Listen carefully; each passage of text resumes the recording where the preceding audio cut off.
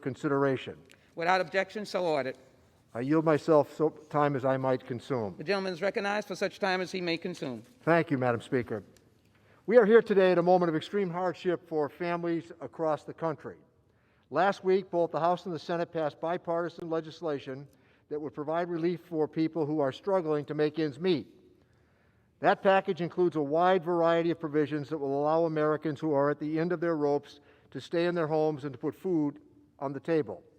Despite the fact that the Trump administration was part of the negotiations for the legislation and approved of all the measures that it contained, the President unexpectedly decided to delay signing the package into law for several days. This stalling was an act of theater that cost the American people millions of dollars in terms of pandemic-related unemployment assistance that they desperately need. Fortunately, last night, the President finally signed the bill, and at last workers and families can exhale a bit knowing that aid is on the way.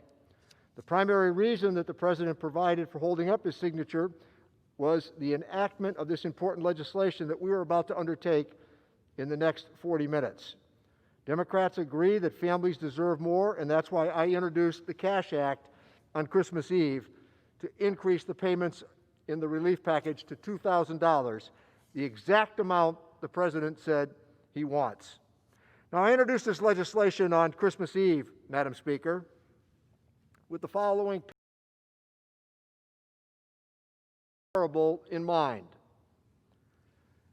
Jacob Marley forewarned that the three ghosts would visit Ebenezer Scrooge to warn him about the path to redemption. So he started with Christmas Past, and we might start here with Christmas Past, acknowledging that 3 years ago, one of the largest tax cuts in American history that overwhelmingly came to people at the very top, including a top individual rate cut of 39 to 37.5% and a corporate rate cut from 36% to 21%, were part of that endeavor. In the Christmas present, there are 20 million Americans who are receiving unemployment insurance, more than 350,000 dead, and 19 million people infected with this pandemic. So for the Christmas future, Marley warned Ebenezer Scrooge there was a way for redemption, and that was through a new generosity and a new kindness.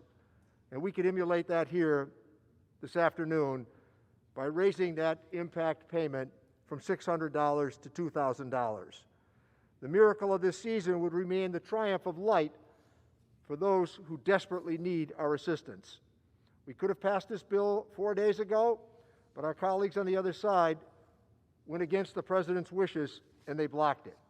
So here we are today, back again to try to get a bigger check for the American people, and I sincerely hope that the House Republicans have had a change of heart and will join us in passing the Cash Act. Let's pass this bill and do what's right for our neighbors back home as they simply try to survive each day, and I reserve the balance of my time. Gentleman